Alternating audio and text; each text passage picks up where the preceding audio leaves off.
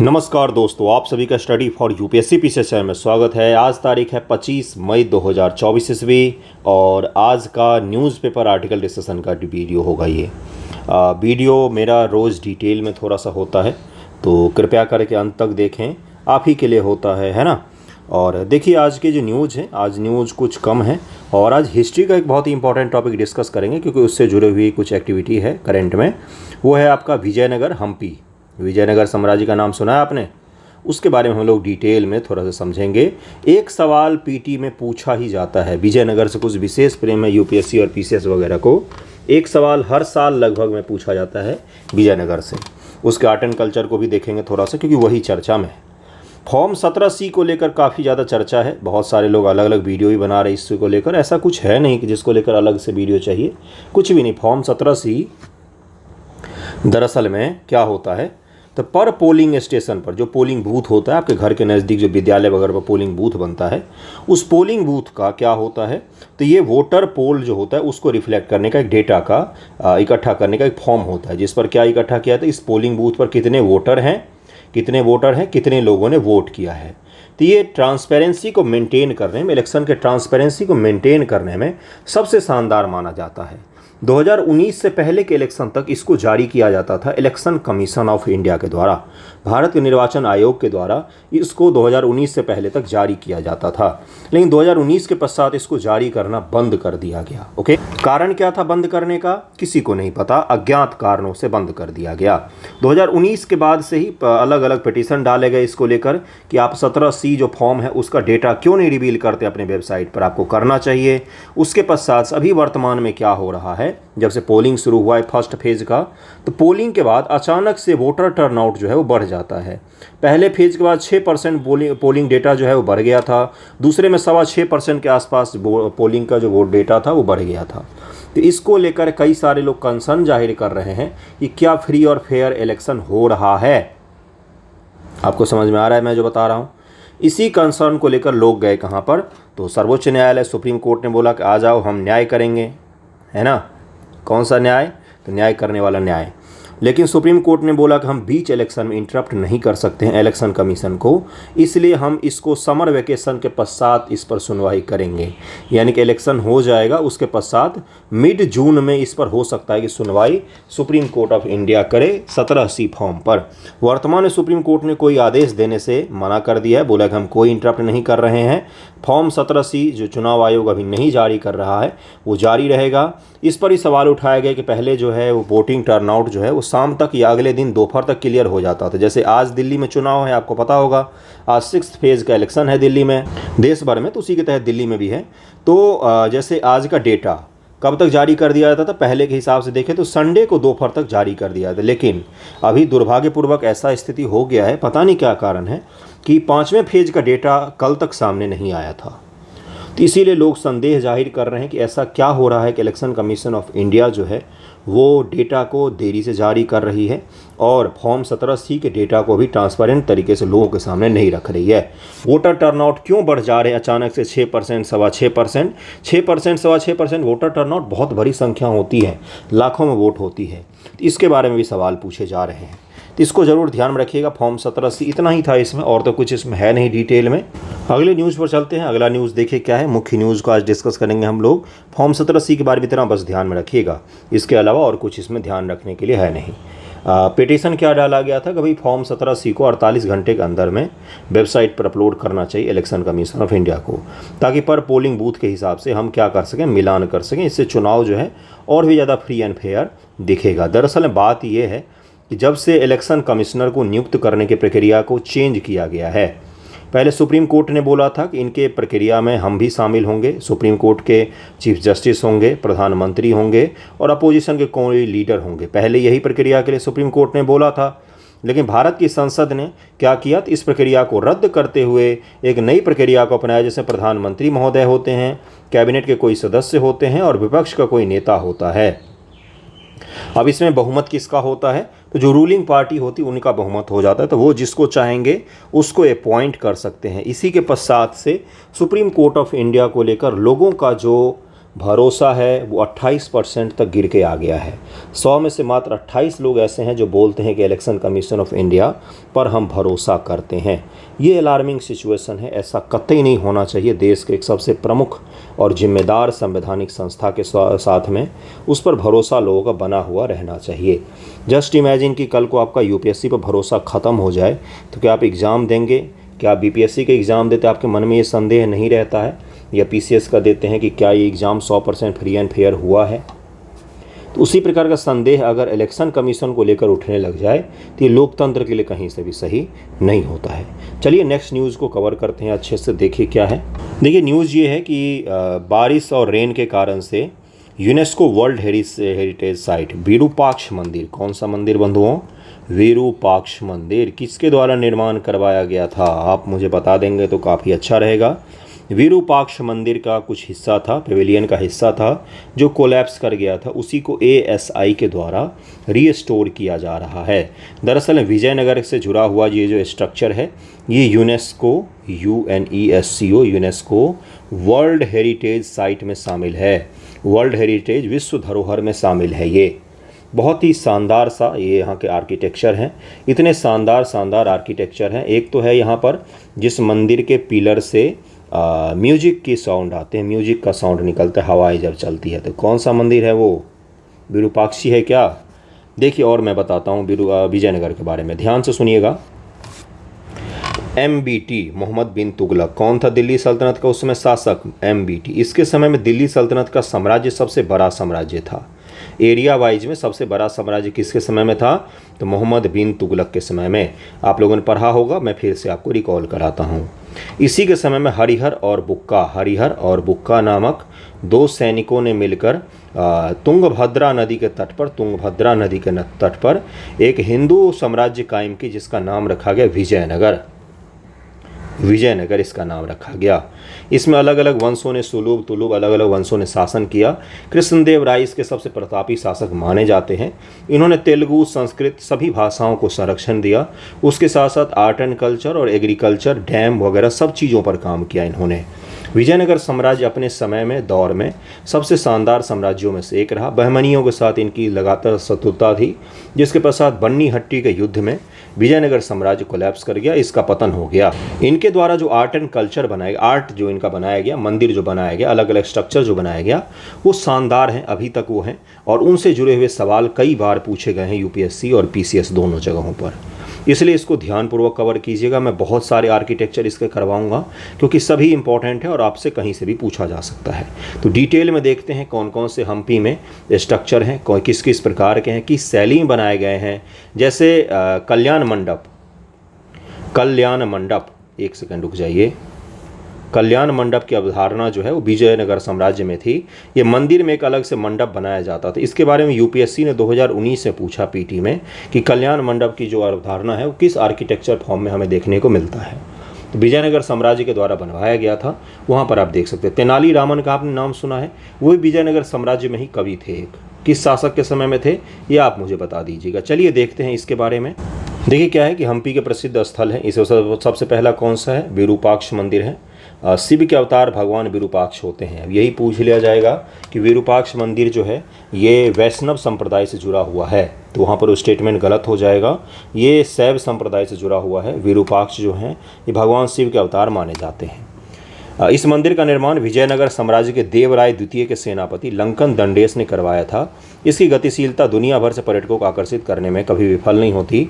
मंदिर भगवान शिव के बारे में 9वीं शताब्दी के उत्कीर्ण उल्लेख भी हैं। विरूपाक्ष पंपा रिट्रीट इस स्थान का एक हिस्सा मात्र है। यह शुरू में एक छोटा मंदिर था जिसे बाद में देवराय द्वितीय के शासनकाल में विकसित किया गया। ये एक पवित्र स्थान है और राजवंश के अंत ने कभी तक भक्तों को इस स्थल पर जाने से मतलब कि यहाँ पर सभी तरह के लोग आते रहे, हमेशा से ही आते रहे हैं। और इसमें कई खंबे व पूजा कक्ष हैं, 3 पूर्व कक्ष हैं, मुख्य हॉल से जुड़े कमरे हैं। इनमें कुछ आंगन, छोटे मंदिर और एक स्तंभित मठ है। इसी का एक हिस्सा जो है वो गिर गया था और जिसको अभी पुनः निर्माण करवाया जा रहा है, उसको नुकसान पहुंच गया था। इस बहुमंजिला गोपुरम है। गोपुरम क्या होता है? जो द्रविड़ शैली के मंदिर होते हैं उनके प्रवेश द्वार जो होते हैं उसी को गोपुरम कहा जाता है। द्रविड़ शैली का मंदिर एक 4 दीवारी में घिरा हुआ होता है, उसका एक प्रवेश द्वार होता है, एक से ज़्यादा भी प्रवेश द्वार हो सकते हैं, ये अलग अलग गोपुरम कहलाते हैं।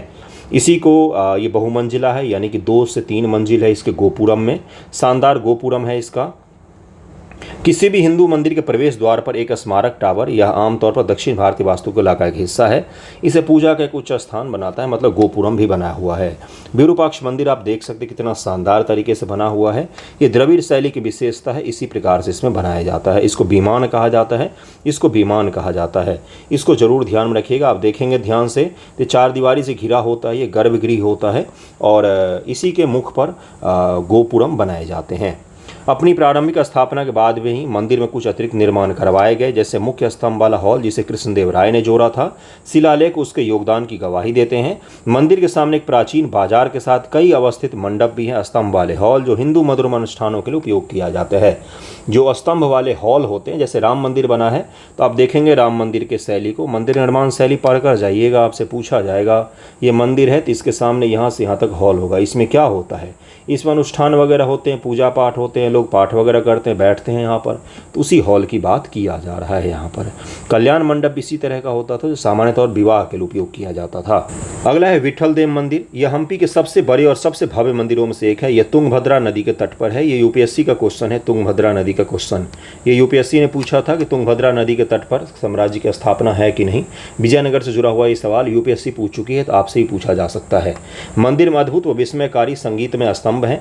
विट्ठल देव मंदिर में ही संगीतमय स्तंभ है। इस स्तंभ को जब आप हाथ से बजाओगे या फिर हवाएं जब तेज चलती हैं तो इससे मधुरमय संगीत निकलती है। बिल्कुल सही सुन रहे हैं आप, मंदिर के पिलर से संगीत निकलती है। जिन्होंने अंग्रेजों को भी चकित कर दिया था। हम्पी की बात करते समय तो रथ दिमाग में आता है, वो विट्ठल देव मंदिर का ही हिस्सा है। हम्पी का एक स्ट्रक्चर आपने बार बार देखा होगा, यही है वो स्तंभ है जिस पर आप अगर हाथ से मारेंगे या हवाएं चलती हैं तो इससे अलग अलग ध्वनि निकलते हैं। विजय विट्ठल मंदिर है। मंदिर का निर्माण 15वीं शताब्दी में राजा देवराय द्वितीय ने करवाया था। उसके पश्चात जिसे कृष्णदेव राय ने और भी अधिक विस्तृत और समृद्ध बनाया। किसने बनाया और भी अधिक विस्तृत? तो देवराय द्वितीय ने बनाया, कृष्णदेव राय ने इसको और भी ज़्यादा विस्तृत बनाया था। ये सारे स्टेटमेंट हैं जो आपसे पूछा जा सकता है। यह मंदिर भगवान विष्णु का अवतार भगवान विट्ठल को समर्पित है। विरूपाक्ष किससे संबंधित था? तो ये शैव मंदिर था, शैव। और विट्ठल देव मंदिर किससे है? तो ये वैष्णव मंदिर है, वैष्णव संप्रदाय। नैनार और नैनार का नाम आपने सुना होगा, तो ये वही है। इस मंदिर के पीछे की किंवदंती कहती है भगवान विष्णु का निवास स्थान है, लेकिन भगवान विष्णु भव्य मंदिर को पीछे छोड़कर एक साधारण जीवन जीने के लिए वापस लौट गए। हम्पी की सभी वास्तुकलाओं से एक है, इसे द्रविड़ वास्तु शैली में बनाया गया है। ये आपका अगला स्टेटमेंट हो गया। इसमें शुरू में एक संलग्न मंडप था जो बाद में कृष्णदेव राय द्वारा एक खुला मंडप जोड़ दिया गया। मंदिर का एक विशाल क्षेत्र है जो ऊंची परिसरों के दीवारों तीनों ऊपर की ओर जाने वाले प्रवेश द्वारों से घिरा हुआ है। इसमें कई हॉल, मकबरे और गजे बोस यानी कि मंडर बने हुए हैं। देखिए इस हॉल को ज़रा ध्यानपूर्वक, इसके स्ट्रक्चर से भी सवाल पूछा जा सकता है, इसको ज़रूर ध्यान में रखिएगा। इस तरह के सवाल आर्ट एंड कल्चर में पीटी में पूछे जाते हैं। इन इमारतों में सबसे प्रमुख है देवी मंदिर मुख्य हॉल, रंग मंडप विवाह हॉल, इसी के बारे में यूपीएससी ने पूछा हुआ है। आपसे क्या सवाल पूछेगा कि देवी मंडप, रंग मंडप और विवाह मंडप ये सभी किससे संबंधित हैं? उत्सव मंडप। तो ये सब के सब विजयनगर जो मंदिर बने हुए हैं अलग अलग, उसी से संबंधित हैं। देखिए क्या है, हम्पी पाषाण रथ, ये पत्थर का बना हुआ रथ है। विजय विट्ठल मंदिर के सामने ही इसको रखा हुआ है। इसी मंदिर का भी हम लोगों ने बात की, यहाँ पर ये रथ रखा हुआ है। अखंड बैल है, मोनोलिथ बैल जिसे नंदी बैल के नाम से भी जाना जाता है। पुरातन शैली का उत्कृष्ट होता है जो 2 मंजिला बॉवर खुली भुजाओं वाला एक छायादार स्थान होता है। ऐसा छायादार स्थान होता है जिसमें बैल एक बड़ा सा बैठा हुआ, मैं दिखाई देता हूँ आपको। देखिए इसको, ये किसका है? तो ये पाषाण का बना हुआ शानदार सा बैल है। हम्पी का अखंड बैल इसको कहा जाता है। ये नंदी की संरचना है। नंदी किस धर्म से जुड़ा हुआ है? तो शैव धर्म से जुड़ा हुआ है। शैविज्म में जुड़ा होता है नंदी। तो चूँकि वहाँ पर शैव धर्म से जुड़ा हुआ मंदिर है तो इसलिए वहाँ पर नंदी को भी बनाया गया है। हाथी अस्तबल हम्पी के उन स्थानों से एक है जो समय बीतने के साथ थोड़ा जीर्ण शीर्ण हो गए हैं। एक लंबी इमारत है जिसमें 11 कक्ष है जहां सैन्य काल के दौरान शाही हाथियों को रखा जाता था। और ये हाथी किस प्रकार का दिखता है? देखिए ये हाथी कक्ष है, हाथी अस्तबल है। ये कहाँ पर है? ये तो ये विजयनगर में है। इसमें हाथियों को रखा जाता था। कमल महल, ये कमल महल जनाना बारे के भीतर स्थित है, मतलब महिलाओं का स्थान जहाँ पर था वहाँ पर है। इसका उपयोग विजयनगर राजवंश की महिलाएं करती थी। इसका डिजाइन कमल जैसा है इसे कमल महल या चित्रांगनी महल भी कहा जाता है। यह शहर के उन स्मारकों में से एक है इन्हें कम से कम नुकसान हुआ है। जनाना बारे में रहने वाली महिलाएं मनोरंजक गतिविधियों का आनंद लेती थी, फुर्सत के पल वगैरह बिताती थी। दिखा देता हूँ मैं, और देखिए क्या है, किस प्रकार का दिखता है था ये। तो ये हो गया आपका नॉन धार्मिक, मतलब गैर धार्मिक जो स्ट्रक्चर होते हैं उनमें से एक है। देखिए, जब भी कोई वास्तुकला शिल्प आप पढ़ते हैं इतिहास में, तो दो प्रकार के होते थे सामान्यतः। एक होता था रिलीजियस पर्पस के लिए बनाया गया, जैसे मंदिर हो गया, विवाह मंडप हो गए, ये सब हो गया। एक होता था मनोरंजक पर्पस से, या फिर बिना धार्मिक पर्पस से बनाया गया हॉल। जैसे आप आगरा का किला भी घूमने जाएंगे तो वहाँ मस्जिद भी दिखेगा और आपको अलग अलग महल भी दिखेंगे। दूसरी प्रकार से हम्पी में भी आपको कमल महल जैसी ये चीज़ें हैं, ये धार्मिक चीज़ों के लिए उपयोग नहीं की जाती थी। आपसे स्टेटमेंट बनाकर पूछा जा सकता है कि कमल महल, हाथी अस्तबल, इन सभी का उपयोग धार्मिक तत्वों के लिए किया जाता था? तो नहीं, ये धार्मिक तत्वों के लिए उपयोग नहीं किया जाता था, इसको ज़रूर ध्यान में रखिएगा। अगला कौन सा है? अगला हजाराराम मंदिर है। देखिए उसके बारे में, देखिए ये हजाराराम मंदिर का एक शाब्दिक अर्थ है 1000 राम मंदिर, जो मंदिरों के प्रमुख देवता को चित्रित करने वाली विरासत की प्रचुरता को दर्शाता है। इसकी दीवारों पर पत्थरों पर रामायण उकेरी गई है। हजाराराम मंदिर में पत्थरों पर कौन से ग्रंथ को उकेरा गया है? तो रामायण को उकेरा गया है। बाहरी दीवारों पर राम और कृष्ण के अवशेष हैं। ये अवशेष दशहरा उत्सव को लेकर शाही घोड़े, हाथियों, सेवक, लड़ाकों और नाचती महिलाओं के परेड को भी दर्शाते हैं। ये अवशेष भारत में कहीं भी पाए जाने वाले सबसे व्यापक अवशेषों में से एक है, जो हजाराराम मंदिर पर बना हुआ है। देख सकते हैं इस मंदिर को, क्या शानदार सा स्ट्रक्चर दिखता है। अच्युत राय का मंदिर है। अच्युत राय मंदिर, जिसे शुरू में तिरुवेंगलनाथ मंदिर के नाम से जाना जाता था, तिरुवेंगलनाथ मंदिर के नाम से जाना जाता था, अच्युत देवराय के शासनकाल के दौरान बनाया गया था, जो विजयनगर साम्राज्य के राजाओं में से एक थे। यह मंदिर भगवान तिरुवेंगलनाथ को समर्पित है, जो भगवान विष्णु के अवतार हैं। बाद में यह राजा के नाम से प्रसिद्ध हो गया, इसीलिए इसको अच्युत राय मंदिर बाद में नाम दिया जाने लगा। इस मंदिर को देख सकते हैं कितना शानदार सा बनाया हुआ है। मंदिर का प्रमुख आयताकार संकृतित डिब्बे के जोड़ी के बीच में स्थित है। आयताकार देखिए इस प्रकार से ये स्थित है बीच में। आंगन की दीवारों के अंदर खंभों वाले बरामदे हैं। इस बरामदे की बात की जा रही है। बरामदे भी बनाए गए हैं, जिसका अधिकांश भाग ढहने और क्षय के कगार पर है। यह वेश्या गली के अंत में स्थित है। इसे मातंग पहाड़ी के चोटी से देखा जा सकता है। मतंग पहाड़ी आपने सुना है कहीं पर क्या? रामायण में किष्किंधा कांड में इस पहाड़ी की चर्चा होती है। प्रवेश द्वार पर एक कक्ष है जो बरामदे का सामना करता है, जो मुख्य हॉल की ओर जाता है। एक छोटा सा मंदिर कक्ष है जिसमें कभी गरुड़ की एक छवि को महिमा मंडित किया गया था। तो ये अच्युत राय मंदिर है। दरअसल में किससे संबंधित है? तो भगवान विष्णु के मंदिर से संबंधित है। भगवान विष्णु का रूप थे, उनकी पूजा की जाती है। ध्यान में रखिएगा, इस तरह के मंदिर कौन से धर्म से जुड़ा हुआ है, कौन से संप्रदाय से जुड़ा हुआ है, ये पूछा जाता है, आपको पता होना चाहिए। इसीलिए मैं कह रहा हूँ इसको ध्यान से कीजिएगा। अगला देखिए इसी में क्या है कि इसमें एक सुलभ हॉल है, जिससे बड़े पैमाने पर नक्काशीदार खंभे हैं। मूर्तियां चट्टानों का खंडों में बनाई गई हैं।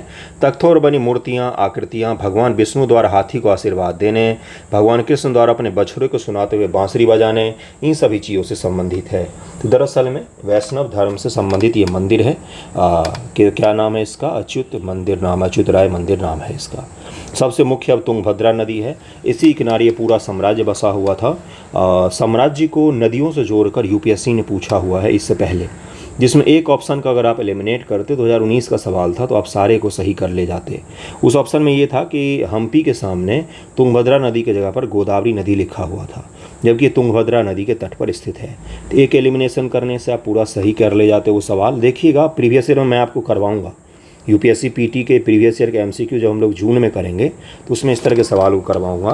तुंगभद्रा नदी पश्चिम घाट से निकलती है, दक्षिण पूर्व की ओर बहती हुई आंध्र प्रदेश में कृष्णा नदी से मिलती है। हम्पी में तुंगभद्रा के तट पर कई ऐतिहासिक स्थल हैं। विरूपाक्ष मंदिर के करीब ही है। नदी के पवित्र जल में देवी देवताओं की मूर्तियों की डोली में सवारी सहित कई कार्यक्रम भी होते थे। तो तुंगभद्रा नदी के बारे में भी थोड़ा सा बता दिया। नेक्स्ट न्यूज़ पर चलते हम लोग।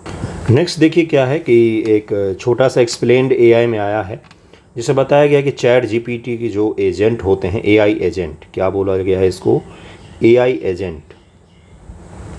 ये जो पहले से चैट जीपीटी जैसी चीज़ें आ रही हैं उससे बिल्कुल अलग होते हैं। किस मायने में अलग होते हैं ज़रा ध्यान से सुन लीजिएगा, 2 मिनट का काम है। उसके पश्चात हम लोग आगे बढ़ेंगे। एक और इसके साथ में न्यूज़ दे देता हूँ। यूरोपियन कमीशन ने पहली बार अंतर्राष्ट्रीय रूप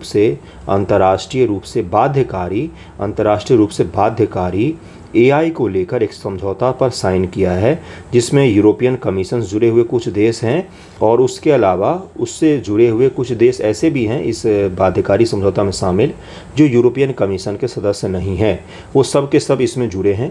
पहली बार यूरोपियन कमीशन के द्वारा ही, यूरोपियन आयोग के द्वारा ही एआई के लिए अंतर्राष्ट्रीय रूप से बाध्यकारी एक समझौता पर साइन किया गया है, जिसमें ये भी बताया गया है कि इस समझौते में ये बताया गया है कि इसका उपयोग मानव से संबंधित चीज़ों के लिए किया जाएगा, दुरुपयोग नहीं किया जाएगा। ध्यान से सुनिएगा।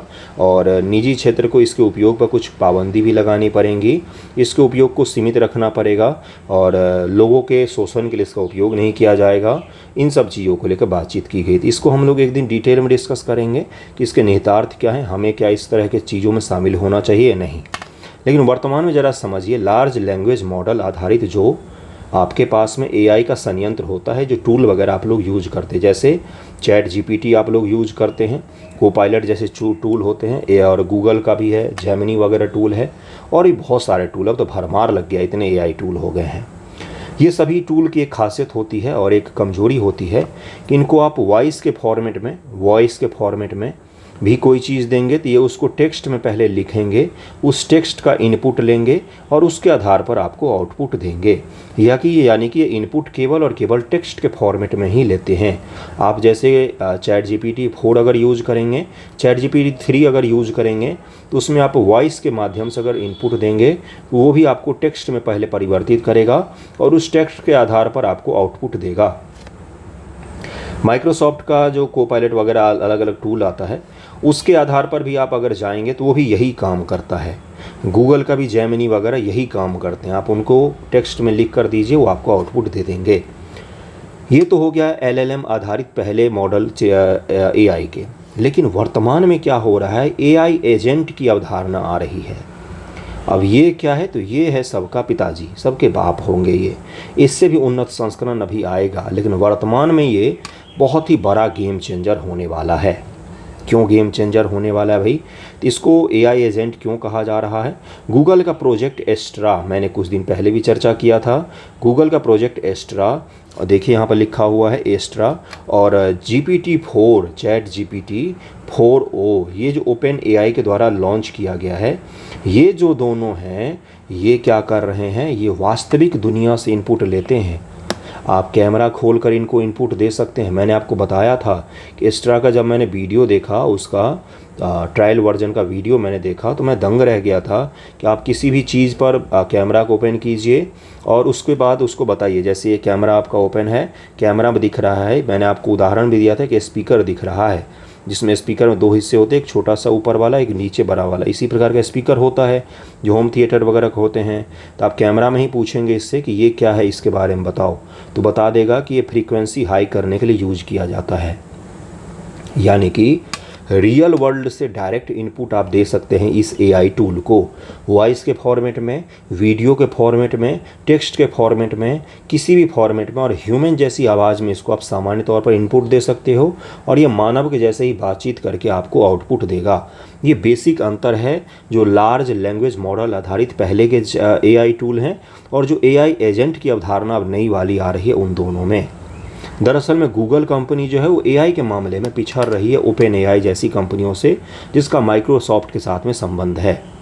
इसलिए गूगल कंपनी अब कोशिश कर रही है कि एआई में ही कुछ ऐसा किया जाए जो इन सब को पछाड़ कर रख दे। तो एस्ट्रा उसी का नाम है। एस्ट्रा अगर सही से लॉन्च हो गया तो ये एआई में बहुत ही बड़ा चमत्कारी कदम होगा। टाइप करने और इन सब चीज़ों की संभावना ही ख़त्म हो जाएगी। कैमरा के द्वारा आप किसी भी चीज़ को पढ़ सकते हैं, उसको टेक्स्ट बना सकते हैं, कैमरा खोल के PDF बना सकते हैं, कुछ भी कर सकते हैं। अभी तो बन जाता है, लेकिन उसी भाषा में बनता है जिस भाषा में आपके पास में है। वो उसको ऑडियो के फॉर्मेट में, वीडियो के फॉर्मेट में, किसी भी फॉर्मेट में चेंज करके आपको दे देगा। समझ में आ रही चीज़ें आपको? इसी को क्या कहा गया है, एआई एजेंट कहा गया है। देखिए यहाँ पर भी वही चीज़ लिखा हुआ है। अगर शब्दों की बात करें तो both can process the real world thoughts, audio visual input and provide intelligent response. Simply they can have instant real time conversation with the user. आपके साथ में उसी निश्चित समयावधि में ये बातचीत कर सकते हैं। किसी भी फॉर्मेट में आप इनको इनपुट दीजिए, ये उसका आउटपुट आपको सही दे देंगे। अगला क्या डिफरेंस है, जो लार्ज लैंग्वेज मॉडल आधारित जो पहले के जीपीटी संस्करण थे या अलग अलग एआई संस्करण थे, ये आपको आउटपुट हमेशा टेक्स्ट के फॉर्मेट में देते थे। जैसे अगर आपने कुछ पूछा तो ये आपको टेक्स्ट के फॉर्मेट में दे सकते हैं, जबकि ये जो नया मॉडल होगा ये आपको आउटपुट किसके किसके फॉर्मेट में दे सकते हैं, तो वॉइस के फॉर्मेट में दे सकते हैं, वीडियो के फॉर्मेट में दे सकते हैं, इमेज के फॉर्मेट में दे सकते हैं, और उसके साथ साथ में ये टेक्स्ट के फॉर्मेट में भी आपको आउटपुट दे सकते हैं। तो इनके बारे में ध्यान रखिएगा। एस्ट्रा के बारे में, GPT-4 के बारे में ये पीटी में इस संबंधित सवाल पूछा जा सकता है। LLM क्या होता है, तो लार्ज लैंग्वेज मॉडल होता है जिसका उपयोग AI को इनपुट देने के लिए, और इसी इनपुट के आधार पर AI आपको आउटपुट देता है। ये AI टूल को बनाने का एक मॉडल होता है जिसमें सामान्य तौर पर बहुत बड़ी मात्रा में डेटा को सेव कर दिया जाता है पहले ही, और उसी के आधार पर वो आपको आउटपुट देता रहता है। नेक्स्ट टॉपिक पर चलते हैं। कल मैंने आपको साइक्लोन रीमल के बारे में बताया ही था, तो कल संडे को हो सकता है ये तट से टकराए। कहाँ पर, तो पश्चिम बंगाल और बांग्लादेश के एरिया में। इसको ज़रूर ध्यान में रखिएगा कहाँ पर आया है ये। कल मैंने इसके बारे में डिटेल में डिस्कस किया था, मैंने आंसर राइटिंग में इससे जुड़ा हुआ सवाल भी पूछा है। आज हम लोग म्यांमार के बारे में पढ़ेंगे। क्यों पढ़ेंगे म्यांमार के बारे में, तो वो न्यूज़ देखिए कि म्यांमार और चीन ये मिलकर डैम का बना रहे हैं, जिस डैम प्रोजेक्ट पर बहुत दिनों से वार्तालाप तो चल रही थी, लेकिन वो उस पर बात आगे नहीं बढ़ पा रही थी। म्यांमार से जुड़े हुए कुछ अपडेट सुनिए। अराकान आर्मी के बारे में मैंने पढ़ाया था। अराकान आर्मी और अलग अलग रिवेलियन ग्रुप जो हैं, विद्रोही ग्रुप क्यों हैं, क्योंकि वहाँ पर सैन्य शासन लागू हो गया। उसके पश्चात देश में अलग अलग विद्रोही गुट खड़े हो गए।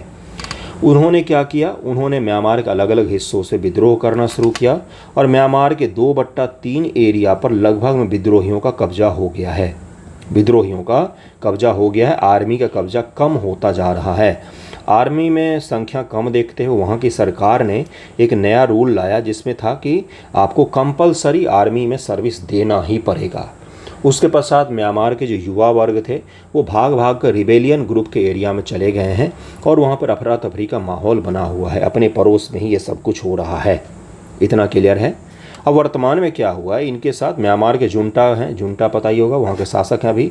तो उन्होंने क्या किया है कि मेटसोन ये एक डैम का एरिया है, और 6000 मेगावाट का मेटसोन डैम का एरिया है। 2011 के आसपास से बातचीत चल रहा है इस पर बातचीत को ख़त्म कर दिया गया था, लेकिन वर्तमान में फिर से इस प्रोजेक्ट को शुरू किया जा रहा है। ये कहाँ पर शुरू किया जा रहा है, तो ये म्यांमार के उत्तरी हिस्से में इसको शुरू किया जाएगा। लेकिन इस डैम को लेकर पहले बहुत विद्रोह हुए हैं, बहुत बड़े स्तर पर विरोध भी हुआ है। लोगों ने विरोध किया है क्योंकि ये डैम पर्यावरण का हितैषी बिल्कुल भी नहीं है, और इसको चीन के सहयोग से बनाया जाएगा, और इसका जो 90% पावर प्रोडक्शन होगा वो भी कहाँ पर जाएगा, तो चीन के लिए ही जाएगा। इसीलिए इसको लेकर म्यांमार में काफ़ी बड़े स्तर पर विरोध हो रहा था। 2015 के आसपास अलग अलग इन्वायरमेंट से जुड़े हुए बॉडीज़ ने भी इसको लेकर बोला था कि इसको नहीं बनाना चाहिए। वर्तमान में हम लोग म्यांमार का ज़रा मैपिंग देखेंगे, आपके बगल में है तो उससे जुड़ा हुआ सवाल पूछा जा सकता है आपसे। कौन सी म्यांमार की सबसे प्रमुख नदी है, आपको पता है क्या? कौन सी नदी है प्रमुख नदी? कभी आपने मैप पर म्यांमार का फिजिकल देखा है क्या? नॉर्थ ईस्ट के बगल में देखिए, आपको दिखेगा म्यांमार का फिजिकल हिस्सा। उस पर कौन कौन से बड़ी बड़ी नदियां हैं, अपने आस पड़ोस के देशों का बाउंड्री, कौन से कंट्री से बाउंड्री लगती हैं, कौन सी प्रमुख नदियां हैं वहाँ की, कौन से प्रमुख मरुस्थल है। भारत के सभी पड़ोसी देशों के बारे में आपको ये पता होने चाहिए, क्योंकि सवाल वहाँ से पूछे जा सकते हैं। चलिए देखते हैं इसके बारे में थोड़ा सा। एक छोटा सा फैक्ट और देखिए, कौन सा फैक्ट है, तो किस नदी पर बनाया जा रहा है, ये मैं तो बताना भूल गया था। देखिए यहाँ पर लिखा हुआ है किस नदी पर बनाया जा रहा है। ये वार वेडी नदी नाम है इसका। म्यांमारी है तो उसी प्रकार का नाम होगा। क्या नाम है? वार वेडी नदी नाम है इसका। और डैम का नाम क्या है, तो अभी मैंने बताया कि मेटस्टोन इसको डैम को नाम दिया गया है। इनको ज़रूर ध्यान में रखिएगा। चीन के समर्थित ये डैम है, किस नदी पर बनाया जा रहा है, और म्यांमार के बिल्कुल उत्तरी हिस्से में नॉर्दर्न का जो इलाका है वहीं पर बनाया जा रहा है। म्यांमार की मैपिंग को हम लोग देखेंगे, उसके पश्चात वीडियो को एंड करेंगे। देखिए ये म्यांमार है, यहीं पर आपको काचिन जो प्रांत दिख रहा है, यहीं पर इसको बनाया जा रहा है। इसी के आसपास में इस डैम का निर्माण किया जाएगा, यहीं पर ये नदी बहती है। म्यांमार की प्रमुख नदी का नाम आपसे मैंने पूछा है, तो ज़रूर देखिएगा। एक नदी है जो चीन से निकलकर पूरे दक्षिण पूर्वी एशिया में बहती है। उस नदी का ज़रा नाम बता देंगे तो अच्छा रहेगा। बहुत ही बड़ी नदी है। देखिए इसकी सीमा किस किस से लगती है। भारत से लगती है म्यांमार की सीमा, इंडिया से लगती है, इंडिया से उसके पश्चात यहाँ पर आपको बांग्लादेश से दिखेगा, बांग्लादेश से दिखेगा। पहला भारत हो गया, दूसरा बांग्लादेश हो गया, दूसरा बांग्लादेश हो गया। ये सितवे प्रांत है, सितवे पोर्ट है जिसको हम जोड़ने की बात भी कर रहे हैं। उसके अलावा चाइना से इसका बॉर्डर लगता है, चीन से इसका बॉर्डर लगता है, लाओस से इसका बॉर्डर लगता है, लाओस से बॉर्डर लगता है, थाईलैंड के साथ में इसकी सीमा लगती है, थाईलैंड, थाई लोगों का लैंड थाईलैंड। उसके अलावा किससे सीमा लगती है? और किसी से नहीं लगती। लेकिन किन से सीमा मैंने बोला? भारत, चीन, लाओस, थाईलैंड और बांग्लादेश, इन सभी देशों से इसकी सीमा लगती है। इसका राजधानी क्या है? तो नाइपे ताओ इसकी राजधानी है। मांडले जो जेल आप सुनते हैं मॉडर्न हिस्ट्री में बार बार मांडले भेज दिया गया, वो सब यहीं पर है। रंगून वगैरह भी यहीं पर है। तो ये कुछ ऐतिहासिक हमारे हैं। 1935 तक इसको भारत का हिस्सा रखा हुआ था अंग्रेज़ों ने। फिर 1935 एक्ट के द्वारा इसको अलग कर दिया गया। जब भारत के नेताओं ने विरोध किया कि म्यांमार को क्यों आपने हमारे साथ जोड़ रखा है, हमारे भारी मात्रा में संसाधन वहाँ पर खपत हो रहे थे, इसलिए म्यांमार को वर्तमान उस समय में भारत के अलग हिस्सा कर दिया गया। अंग्रेज़ों ने इसको भारत में जोड़ दिया था। तो इसको ज़रूर ध्यान रखिएगा, इसके अलग अलग बाउंड्री एरिया को, वर्तमान में जो मैंने आपको बताया उस डैम को, उस नदी को, इन सभी चीज़ों को ध्यान में रखिएगा। छोटे छोटे फैक्ट होते हैं जहाँ से आपसे सवाल पूछे जा सकते हैं। और बस यही था इसमें के बारे में। आज कम न्यूज़ था, सैटरडे है तो थोड़ा छोटा वीडियो होता है आज का। कैसा लगा वीडियो ज़रूर बताइएगा। ऐतिहासिक चीज़ों को काफ़ी सारा डिस्कस किया है हमने। वो आर्ट एंड कल्चर का बहुत ही महत्वपूर्ण हिस्सा है। अभी आपको नहीं पता चलेगा तो हो सकता है पीटी के बाद पता चले। देखिए दरअसल हमारे हाथ में होता है क्या है, इम्पॉर्टेंट टॉपिक के लिए मुझे रोज़ मैसेज आते हैं दर्जनों, कम से कम 12 से 15 मैं रोज़ मैसेज रिसीव करता हूँ जिसमें होता है कि इंपॉर्टेंट टॉपिक मुझे बता दीजिए पीटी के लिए। मैं उनको बोलता हूँ पूरा सिलेबस पढ़ लीजिए, तो फिर वो अगली बार मैसेज नहीं करते हैं। उनको लगता है कि ये मास्टर सही नहीं है, जो कि सही भी लगता है। मैं उस तरह का हूँ ही नहीं कि आपको पीटी के लिए इंपॉर्टेंट टॉपिक बता दूँ, संभव ही नहीं है। मुझे अगर पीटी के लिए इंपॉर्टेंट टॉपिक पता होता तो मैं उतने ही टॉपिक करवा देता आपको, आप सब पास कर जाते। ऐसा नहीं होता है। हमारे हाथ में क्या होता है कि जो आर्ट एंड कल्चर है, हिस्ट्री है, पॉलिटी है, इकोनॉमी है, उनके सभी हिस्सों को अच्छे से कवर करके जाएं, रिवाइज करके जाएं। कहीं से भी कुछ भी सवाल पूछ सकता है, कोई ओर छोर होता नहीं है पीटी के एग्ज़ाम में। दरअसल में आईबीसी इंसॉल्वेंसी बैंक करप्सी कोड 2016-17 का टॉपिक है। आपको अंदाज़ा नहीं होगा, 2017 ईस्वी का टॉपिक है, लेकिन ये बहुत महत्वपूर्ण टॉपिक था। भारत के बैंकिंग सेक्टर को जो इन्होंने ख़राब लोन से बचाया है, बैड लोन से बचाया है, उसमें सबसे बड़ा योगदान है आईबीसी का। 2017 का टॉपिक है, 2023 में इन्होंने पूछा है एग्ज़ाम में, 2023 के सितंबर में आपसे पूछा गया है इसके बारे में।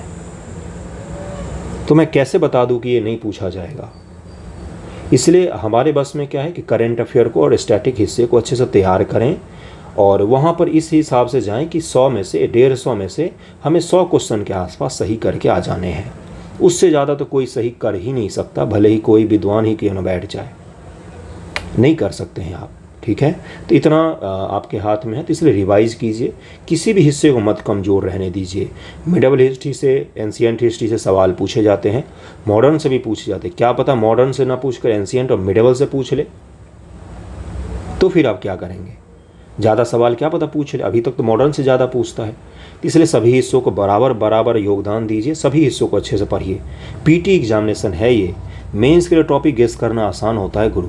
पीटी के लिए अगर कोई गेस कर रहा है तो आपसे झूठ बोल रहा है, संभल जाइएगा। कोई इंपॉर्टेंट टॉपिक होता ही नहीं है पीटी के लिए, सभी इंपॉर्टेंट होते हैं। हाँ, इंपॉर्टेंट कुछ हिस्सा ज़रूर होता है कि भाई मॉडर्न हिस्ट्री से सवाल ज़्यादा पूछा जाता है, सामान्यतः पॉलिटी में मूल अधिकार वगैरह से सवाल की गारंटी होती है, इस प्रकार ज़रूर कर सकते हैं। लेकिन कोई अगर ये बोल रहा है कि ये 10 टॉपिक पढ़ के जाओ वहीं से आएगा, तो या तो उसने सेटिंग की हुई है या तो वो झूठ बोल रहा है आपसे। ठीक है, थैंक यू सो मच। आप सभी का समय नहीं बर्बाद करूँगा। अच्छे से पढ़िए, रिवीजन ज़्यादा कीजिएगा, पढ़िएगा जितना उससे ज़्यादा रिवाइज कीजिएगा। थैंक यू सो मच आप सभी का।